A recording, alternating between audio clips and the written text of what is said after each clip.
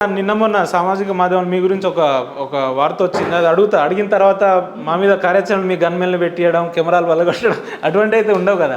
నేను దేన్నైనా స్వాగతిస్తా ఉపేందర్. ఓకే, నువ్వు నిజాన్ని నిర్భయంగా అడుగు. లే వ్యక్తిగతంగా మీరంటే కూడా మాకు చాలా అవును. అడుగు. ఎందుకు ఐలన్న గారు ఎమ్మెల్యేగా గెలిచిన తర్వాత విప్ అయిన తర్వాత గుట్ట చుట్టుముట్టు ఉన్న భూములన్నీ కూడా ఆక్రమించడానికి ప్రయత్నం చేస్తున్నాడు, ఇదిగో ఆధారాలు అని చెప్పి మాజీ ఎమ్మెల్యే గారు నిన్న మొన్న ప్రెస్ మీట్లలో బలంగా మాట్లాడిన సందర్భాలు చూసినాం. ఎందుకు ఆ అపోహలు వచ్చినాయి మీ మీద? వాళ్ళ గురించి ఇప్పటికే 2 సార్లు మాట్లాడినా, 3వసారి మాట్లాడితే బాగుండదు. ఎందుకంటే మతి లేకుండా మాట్లాడుతున్నారు. అంటే నిప్పులేందే పొగరాదంటారు కదా, మీ మీద ఎందుకు వచ్చింది అట్లా? గతంలో ఒక పెద్దల సభ పోయిన ఆయన గట్టిగా మాట్లాడిండు. ఓకే, ఒక 10 ఏళ్ళు విప్పుగా ఉండి అధికారం చెలాయించిన ఆమె గట్టిగా మాట్లాడుతుంది.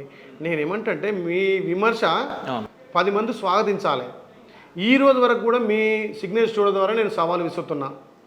వాళ్ళు చేసిన ఆరోపణలకు నేను ఇప్పటికీ కట్టుబడి ఉన్నా.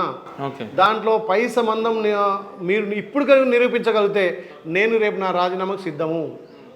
1 సెంటు భూమి అయినా నేను ఎమ్మెల్యే గెలిచిన తర్వాత 1 సెంటు భూమి అయినా నా పేరు మీద కానీ, నా బినామీల పేరు మీద కానీ, నా బంధువులు కొన్నట్టు మీరు చూయిస్తే, మా వ్యక్తిగత సలహాదారు మా బంధువు 2 ఎకరాలు కొని 2 ఎకరాలు అమ్మిండు ఆలేరు సంబంధించి.